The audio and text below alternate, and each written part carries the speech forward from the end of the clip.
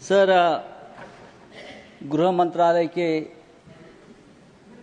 ऊपर हम चर्चा कर रहे हैं, लेकिन मैं देख रहा हूं बहुत से हमारे सदस्य ने औरंगजेब पर चर्चा की।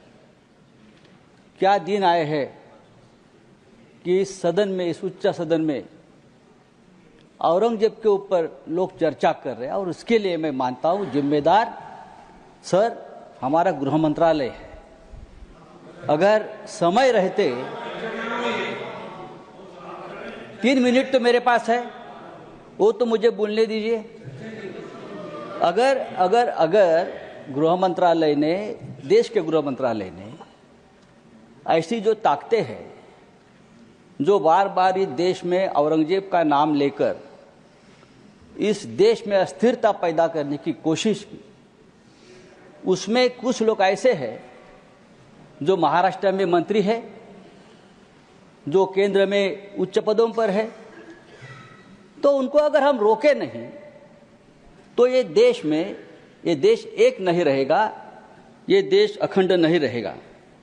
देश में एकता और अखंडता कायम रखने का काम ये गृह मंत्रालय का है। लेकिन मैं देखता हूं सर, कुछ सालों से इस देश को पुलिस स्टेट बना दिया है, पुलिस स्टेट। और उनका काम क्या है कि विरोधियों को कमजोर करना, पॉलिटिकल पार्टियों को तोड़ना, यह गृह मंत्रालय का काम है हर जगह। एमपी विधायक, उनको खरीदने के लिए पुलिस की मदद देना। अगर ये हो जाएगा तो जो असली काम है गृह मंत्रालय का, लॉ एंड ऑर्डर, देश को एक रखना, सुरक्षा रखना। एक मणिपुर कल तक जल रहा था, लेकिन अब महाराष्ट्र को भी जला दिया, महाराष्ट्र को जला दिया। नई लाशें बिछाने के लिए गड़े मुर्दे आपने उखाड़ दिए, नई लाशें बिछाने के लिए आपने गड़े मुर्दे उखाड़ दिए, और वो भी औरंगजेब के नाम पर। 300 साल में नागपुर में कभी दंगा नहीं हुआ था, इतिहास है नागपुर का। 300 साल में कभी नागपुर में दंगा नहीं हुआ था।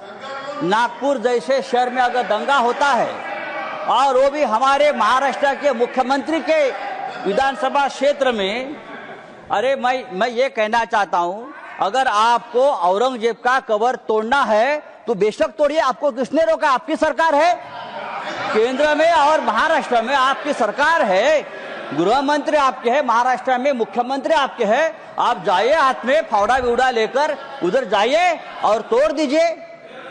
लेकिन आपके बच्चों को भेजो, हमारे बच्चों को मत भेजना। आपके बच्चे विदेश में पढ़ रहे, आपके बच्चे विदेश में काम कर रहे, और जो गरीब बेरोजगार बच्चे हैं उनका आप दिमाग माननीय संजय राउत जी भाषण समाप्त लगा दिया है। सर, मैं कहता हूं ये इस प्रकार का काम रोकने की जिम्मेदारी।